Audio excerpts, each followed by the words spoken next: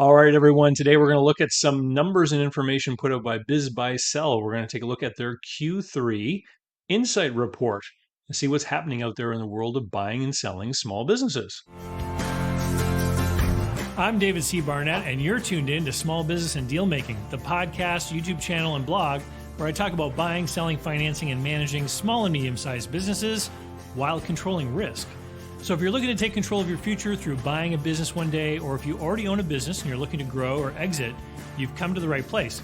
I talk about interesting things, I talk to interesting people, and I answer your questions every week right here. So be sure to hit like and be sure to hit subscribe, and let's get to it. Are you thinking of growing your business or beginning a journey into entrepreneurship? Take a shortcut to success by buying an existing and profitable business the right way. Visit businessbuyeradvantage.com and learn more about my online training, group coaching, and consulting services designed to help you win.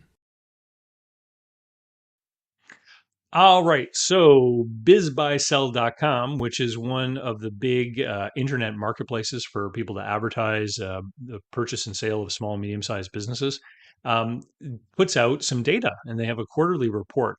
And I took a look at the report. Here, I'm gonna pop it up on my screen here. We're gonna take a look. Sorry, mirrored images, confusing sometimes. We're going to take a look at the report, and I'm going to give some commentary and stuff. I've kind of made notes as I've gone through here, but let me make this bigger so you can see it. Now, one of the big things I want to highlight is that I will often share reports from the IBBA reports, data that they put out on a quarterly basis as well.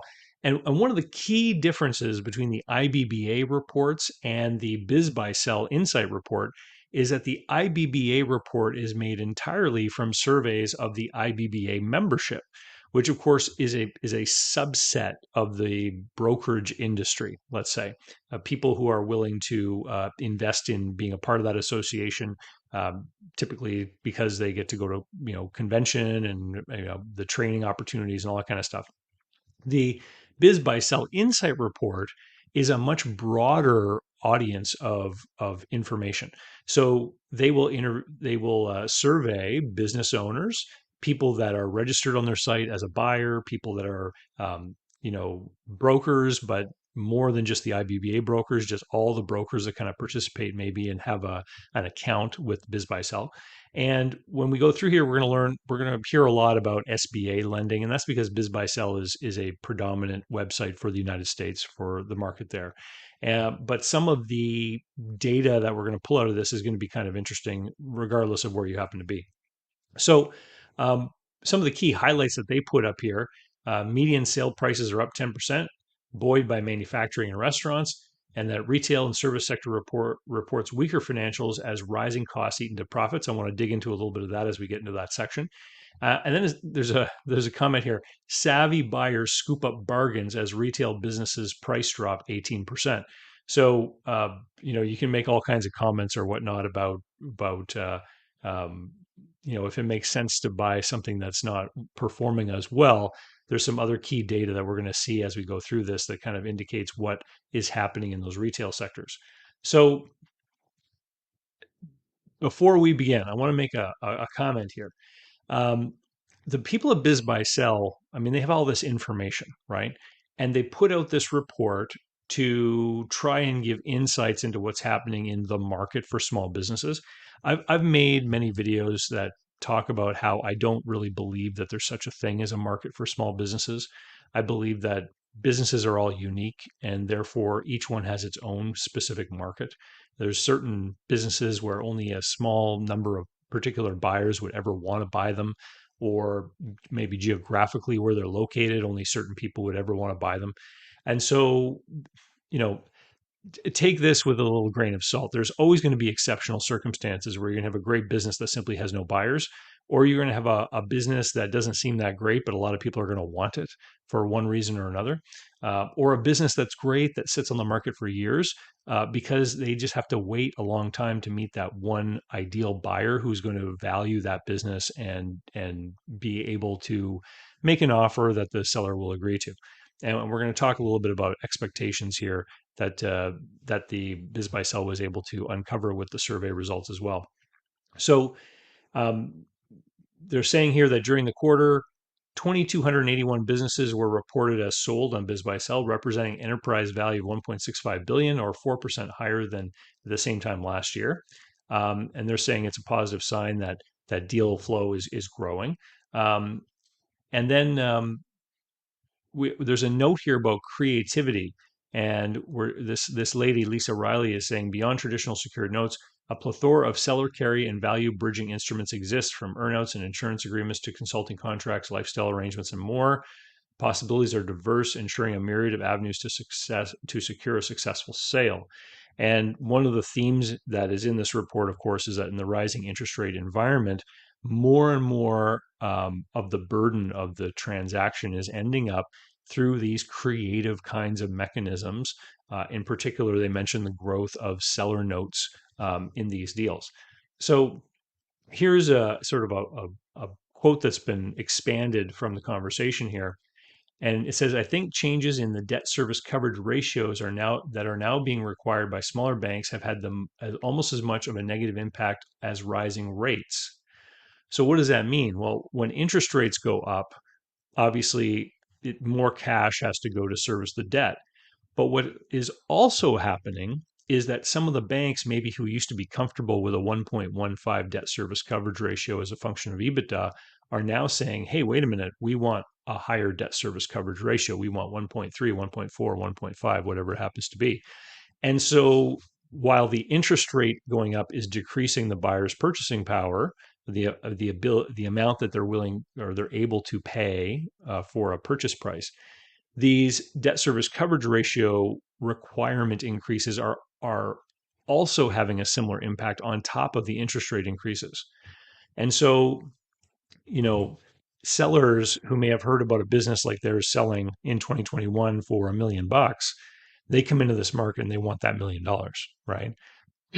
And maybe the increasing interest rates would dictate that the buyer can only afford to pay 900,000. Well, with these added banking requirements, maybe they really can only afford to pay 800,000 for that same business. Sellers obviously don't like that, and that is one of the things driving these alternative structures, which we're going to see some more of as we go through this report. Um, Businesses with a healthy cash flow and good management remain in high demand. They always will be. Cash buyers having a clear advantage, right? And we're going to find out later on here about changes in the SBA program leading to longer selling times, or sort of deal wrap up due diligence times. Um, it's always going to be this case. Any buyer that comes on the scene that says, look, I can do this as quickly as I finish my due diligence and the lawyers do the paperwork, is always going to have an advantage over someone that says, I'm going to be borrowing from the bank and we're going to have to go through that whole process to get this deal done. So um, deals in Q3 moved faster, with the median days of businesses on the market dropping to 164 from 182. So 182 days, that's 6 months on the market, and they're looking at basically a month coming off of that. And it was over 200 days in 2020. Despite rising material and employee costs, sale prices continued to trend upward. The median sale price rose 10%, while the median asking price rose 8%. Now, I was curious, so I did the math, and over here on the chart, we can see that for Q3, the asking price was 350 and the sale price, and these are median, was 330. I did the math. That means that in median terms, the businesses sold for 6% less than their asking price. Now, just the quarter before that, the median sale price was 300, while the median asking was 345, which means that the quarter before, the difference was 13%. And I still think that this is very much, um, how do I put this? Back when I had my brokerage office open, we were happy when we got 80% of an asking price, right? Which would have been a 20% gap. And so I think that this is still very much telling the story that sellers are kind of getting what they want, um, that there are a lot of buyers, and that people are out there making offers and trying to do deals, and that perhaps there are some competition amongst buyers that are kind of pushing this up, and which is the whole point behind biz buy sell, right? Is to for sellers to be able to advertise a business and get multiple buyers to step forward and create a bit of competition between them, so the seller can get a higher price. Ultimately, it's the sellers that have a monetary interest in advertising the availability of a business for sale. So. Um, Average, and then it also says that there was a slight um, decline in the average multiple, while the average revenue multiple, or what businesses sold for as a percentage of revenue, went up by 1%. Um, Small business owner confidence remains low as inflation and high costs squeeze business values. And this is interesting because they have this graph here, which shows buyer and seller confidence scores with a score of 50 being completely neutral, confidence or lack of confidence.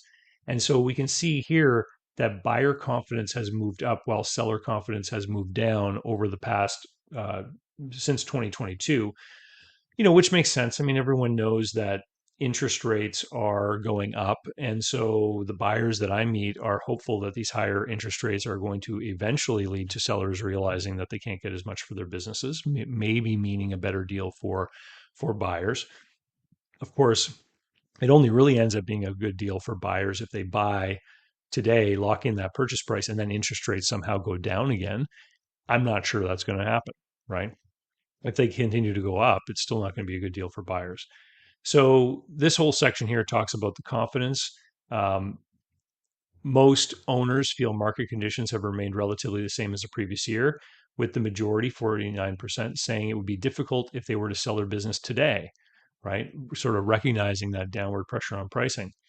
Owners cite economic uncertainty as the top factor, followed by high interest rates impacting buyer purchasing power, 29%.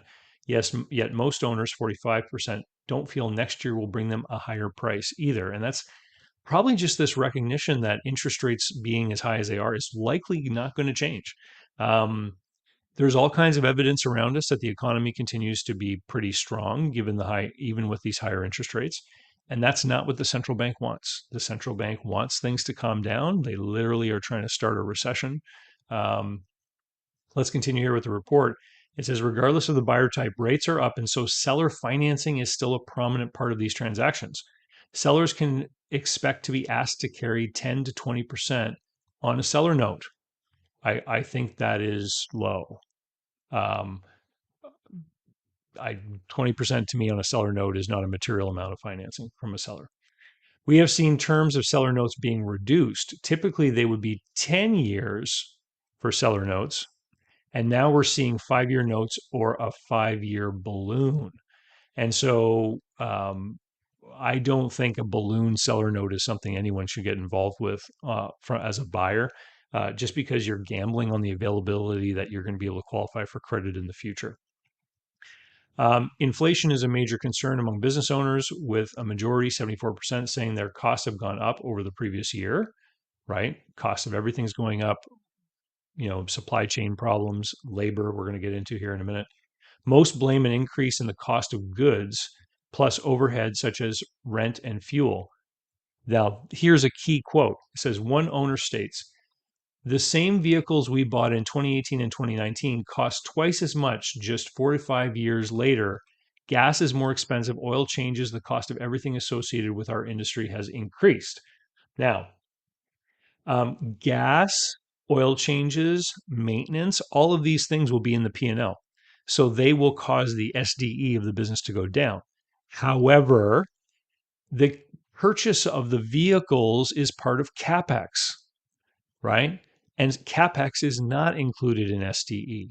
So one of the things I constantly remind you guys about is that when you're looking at the SDE of business, you need to figure out what a reasonable CapEx budget will be for you going forward. And as this business owner points out, the cost of vehicles has doubled in 5 years. And so that's got to be reflected in your CapEx calculation, because those vehicles have got to be paid for with money out of your pocket somehow, and that's in the SDE, which means it's not available for debt service or distributions or anything like that. So this is another sort of point I wanted to highlight here. And I don't think a lot of buyers know that, quite frankly. when I see, some of the results of this report of what people are willing to pay for businesses, I don't think a lot of buyers are actually fully informed. By tuning into this channel, you're in a select group of people who are probably better prepared to avoid hazards than the general marketplace, which would include people that they've been surveying here. So the labor market, specifically the ability to hire or retain employees at a reasonable rate, is also affecting small business, with 47% saying the market is not improving. In addition, 48% saying recent increases in state minimum wages have hurt their business. One owner explains how new state minimum wages have impacted his bottom line. Here's another great quote. Even though I've raised my prices, I can't keep my wages in line with previous amounts. Now I am at the new minimum wage, which is $5.25 higher than it was 3 years ago, and I can only offer just at or slightly above minimum wage. Plus, all the other costs have gone up, so we're barely getting by. So this is a phenomenon that is happening in a lot of US states. And I was going through this here where I live in New Brunswick around the time that my office was open, 2009, 2010. We went through a series of time where the minimum wage went from low $7 ish up to about 10.25, which is a 50% increase in minimum wage over a similar short period of time, like 3 years. And the net result was that a lot of marginal businesses went under.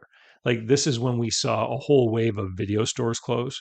And honestly, video stores were on the way out anyway. Video rental stores were on their way out anyway with streaming and all that other kind of stuff coming along. But without these increases in minimum wages, they probably could have carried on for a few more years, continuing to create employment in the community. But the minimum wage goes up and it forces some of these businesses out.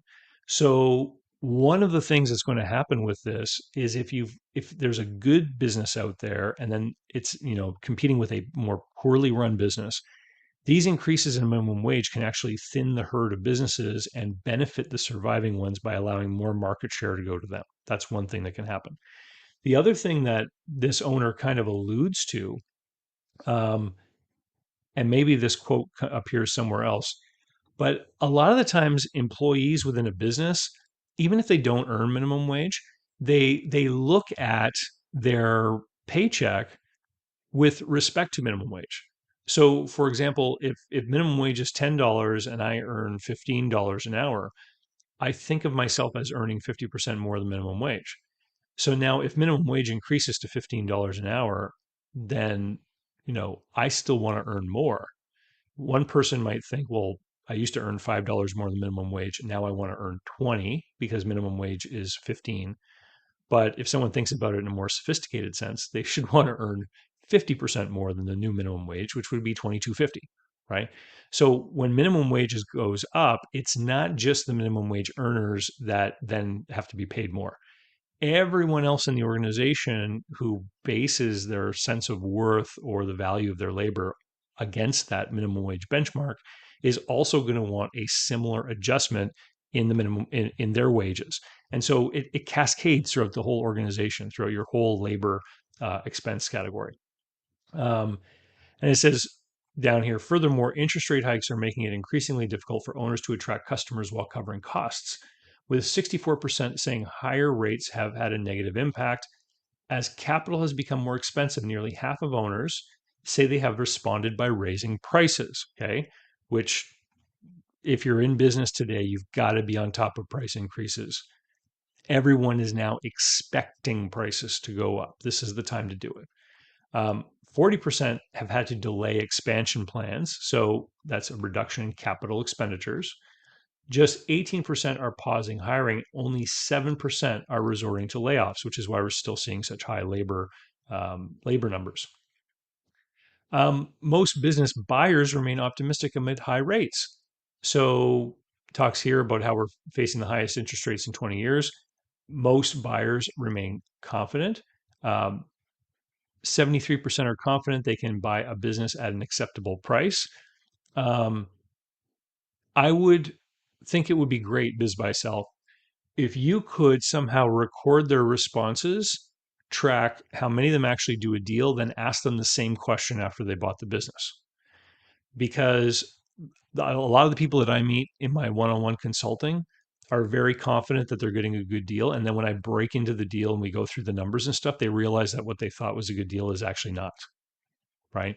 So it'd be interesting to see how their opinion may change after they do a deal. Because again, we're talking here about the general marketplace of people that want to buy a business who've signed people. I'm guessing these buyers are just people who've signed up for a BizBuySell account and they've been sent, a survey form. In terms of value, 53% of buyers believe businesses are overvalued. Okay. Yet 40% believe values are similar to last year. Over 34% of buyers attribute economic uncertainty as the top reason they would receive an acceptable price, while 41% attribute high interest rates as the top reason they would not receive a favorable price. And then it says regarding motivation to seek business ownership, 44% said they're corporate refugees, 16% are newly unemployed. These are the truly motivated, right? They're unemployed and they need a cash flow. They need to secure revenue to support themselves and their family. 50% have owned a business before. This mirrors my experience entirely. Um, in fact, a lot of people that I've met over the years who have started a business and either if they've closed it or sold it, no matter how they got out of it, the next time they want to go into business, they usually end up becoming a business buyer because they don't want to go through that startup period again. 39% of buyers see today's environment as an opportunity to take on a variety of great businesses as more and more baby boomers retire each day. And then there's a quote here from Whitney Richter saying a large number of boomers are retiring and selling good, reliable businesses that have been proven to be resistant to economic downturns such as 2008. Um, she is a buyer in California. It says, however, not all baby boomers are ready to close shop, and some are instead looking to open one, with 1 in 5 buyers identifying as belonging to the older generation. Interesting enough, because we hear all these statistics about how there are a lot of people approaching retirement who do not have the retirement savings, the pensions, etc., to be able to sustain them in retirement. And I have met older people as well in my own practice that are looking to acquire a business as a way to have income in what would normally be considered a retirement or golden age of your the golden years of your life where you're supposed to be, rocking the lazy boy or whatever. In terms of top business qualities, the majority of buyers are seeking service businesses. 55% prefer thriving businesses, while 40% are considering poorly performing businesses they can purchase at a discount. So, the service business thing, to me, that means that we're talking about people that probably have more limited capital and they're looking at businesses that don't have a lot in the way of capital investment or big machinery or equipment or things that would be driving up the price. I meet a lot of people who don't have a lot in the way of down payment money, and that's where they're focused on service businesses, which typically can have a lower dollar price when it comes to the transaction or deal. Manufacturing businesses are in high demand as prices surge 28%. So, manufacturing businesses have always been in high demand, but I think that there's a growing understanding that global outsourcing of production is a thing that may be waning. That the future of manufacturing, particularly in the Western world, might be having a better future in front of it than it has had for a long time. So a lot of this information here doesn't surprise me. Um, Entrepreneurs scoop up bargains in the retail sector as prices drop 18%. Well, you know, earnings have fallen. Um, it talks about it in here. Retail business acquisition grew 6%, prices declined 18%, median revenue declined 15% over the previous year, while median cash flow is down 5.4%. So if the average small business multiplier is like 2.3 times SDE, 2.3 times 5.4 would be around what? Well, 2 times would be 14 percentage ish, 14-ish, which means that the prices declined 18%. So I mean, it's roughly in line, with what you would just expect. Yeah, people are paying less because the cash flows are lower. Um, Similarly, the average cash flow multiple declined 6%, and the average revenue multiple declined 3%. Uh, Discretionary spending has shifted as consumers face tighter credit conditions. And it talks about the personal savings rates here going down. Restaurant revenue continues to grow as more dine out. However, rising costs eat profits. So again, in here, there's another bit of data here that talks about how revenue at restaurants has gone up. It's still not quite as high as the February 2020 level that's mentioned over here. But the sector is still adding jobs. It is still bouncing back from the pandemic years. And the average cash flow multiple inched up a little bit. The average revenue multiple declined. And restaurants are discretionary. People do need to eat. It's true. People do not need to eat out. Um, and so what is happening is you've got increasing costs. It says here that cash flow declined 3.6%. So you've got wages going up, just like we talked about before. You've got the cost of food going up. And this is probably a sector where the business owners know that they don't have quite as much ability to raise prices. Um, you know, People that go out often to eat are probably going to realize when things go up. There's all kinds of stuff on Twitter about, you know, the tipping percentages increasing on the credit card terminal machines. More and more people are expected to tip on more and more categories. I personally think that encouraging patrons to increase their tip is one of the ways that people like restaurant owners are trying to hold off as long as possible on wage increases, right? Because if their servers are taking home more money because the tips are going up, it means there's less pressure on the business owners to actually pay higher wages. Um, Eventually, though, things have to move up. The prices have got to change, and so I think a lot of business owners are working really hard to hold back those price increases, just because they don't want to scare off their customers. It's a tricky thing to navigate. There's no question. Demand for service businesses declines as it diversifies to other sectors. So it says the past year has shown a dip in both transactions and financial performance of the service sector, reflecting a slowdown in the demand. The number of closed transactions declined 4% over the previous year, while the median sale price declined 6.4%, median revenue declined 6%, and median cash flow remained flat.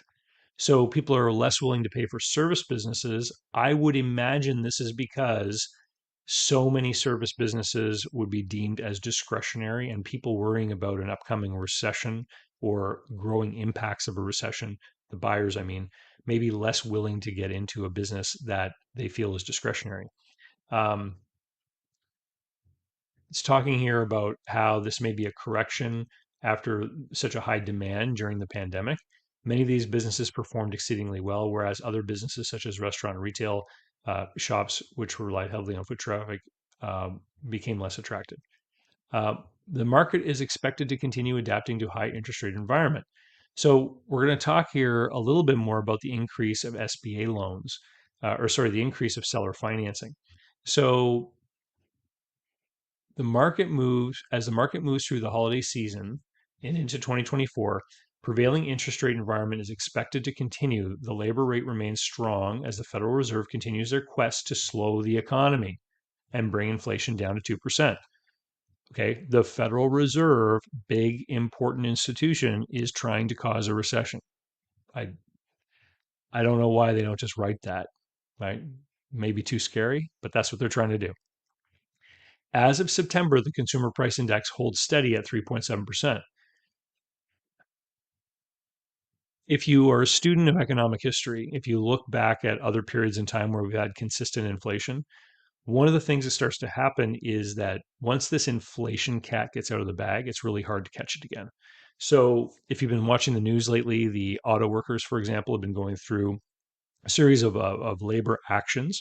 They're negotiating for a new contract and they're looking for increases in their wages, right? Because the price of everything they buy has gone up, the cost of living has gone up. So these people are negotiating for more wages, which makes total sense, right? Because there's this expectation now that inflation is higher, of course, those workers are seeking higher increases. They will succeed in getting some kind of increase. Nobody reasonable person would expect that they're going to continue to work for the 2023 wages for the next 4 or 5 years, however long their contract is. The amount of increase that the auto workers get when the dispute is settled and they have a contract in place um, is going to then inform all the other labor leaders and workers in general as to what sort of wage increase expectations are going to be reasonable. And remember all the restaurateurs we've talked about here in the article, how they said that their costs are going up, and the small business owner talking about minimum wage going up.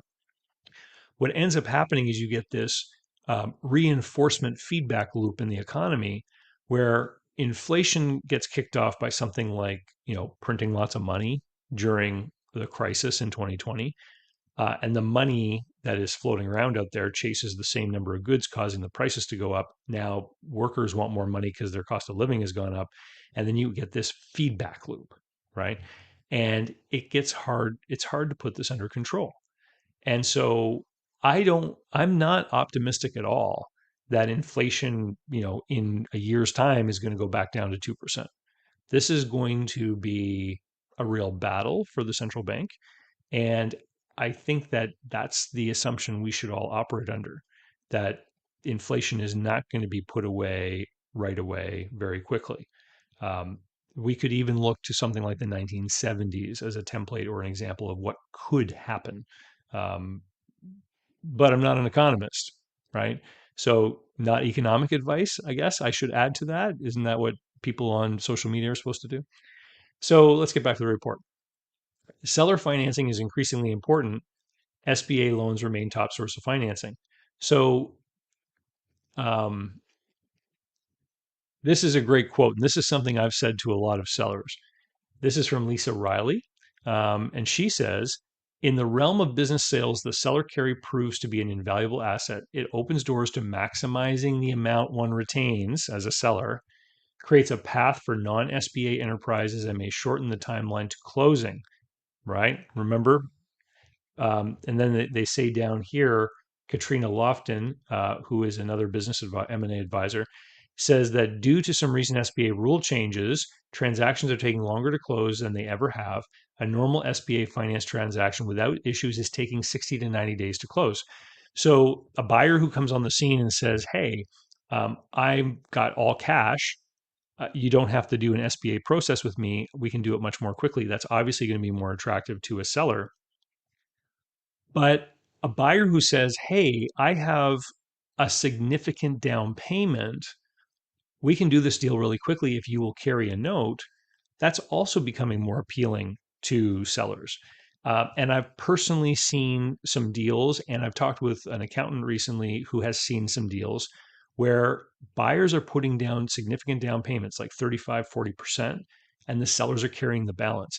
And that directly mirrors my experience back in the 2009, 2010 period, where it became harder to get bank loans. It wasn't that interest rates had gone up, but it was just getting harder to get them. And more deals were reliant entirely on seller financing, particularly if a seller wants to maximize the amount that they're going to get for their business. Um, you can completely avoid the problem that buyers have with increasing interest rates by offering to hold a note at a lower interest rate. So if the price you want to sell your business for doesn't pencil out with an 11% interest rate, maybe it will at an 8% interest rate, but you're going to have to hold the note. So there's more in here about that. Um, this was interesting here, this section. Seller financing is one area where deal making still needs to adapt to current market conditions. The gulf between buyers and sellers remains wide, with 24% of sellers saying they're planning to offer seller financing compared to 55% of buyers who are expecting to ask for it. In my mind, this is entirely the fault of business brokers not doing their job properly. When I was a broker, in the very first meeting I had with my sellers, I would explain why they would be required to hold paper on the deal. And I would tell them it could be I said, in some circumstances, it might be 30, 40, 50% that you may have to finance. And I would say, we'll obviously try to get lower, but seller financing is a necessary part of selling a business. And if you're a business broker and you're not doing that, you're not setting that expectation, I think that you're setting yourself up to have inventory on your shelves for a long time that won't move because your sellers will not accept reasonable offers because they need to be prepared to know what a reasonable offer looks like.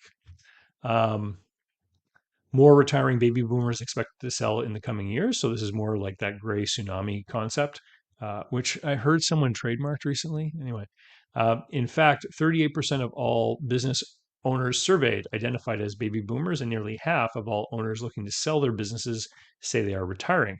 So I want to point out something really big here. 38% of all business owners surveyed identify as baby boomers. That's not the majority. I've said it before in other videos. People sell their businesses at all stages of life for all different kinds of reasons. The number one reason that people sell a small business is burnout, boredom, and fatigue. And then there's divorce, poor health, the need to relocate, and finally retirement. So, baby boomers, I would believe many of them want to sell because of retirement. Obviously, those other reasons could be there too. But this is telling me that 62% of business sellers are probably suffering from one of those other conditions. And so, looking for gray hair isn't necessarily something that is a requirement to finding someone who has a business that you might want to buy or who might be willing to sell. So, just throwing that out there. Um, Many are still not prepared, with 27% saying they do not have their financials in order or a transition plan in place. Um, I question that statistic. I question it a lot because who would BizBuySell have on their email list to send the survey to? It's people who've at least dipped their toe into exploring this, right? They've signed up in some way.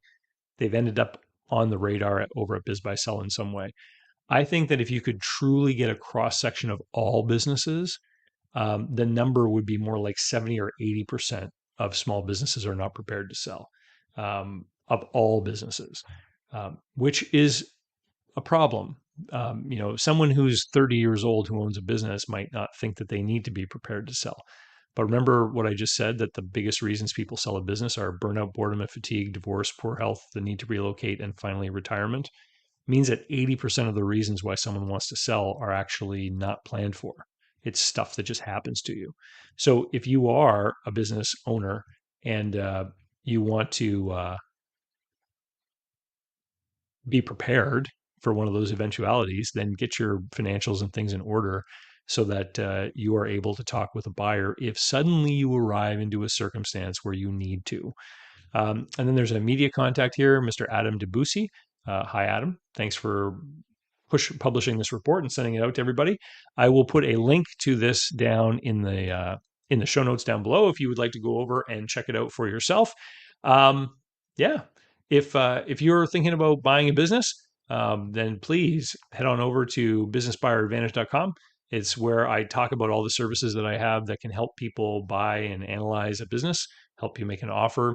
You can find out about my online training, which is a self-study program that comes with some great tools and assets to look at and study a business that you might want to make an offer on.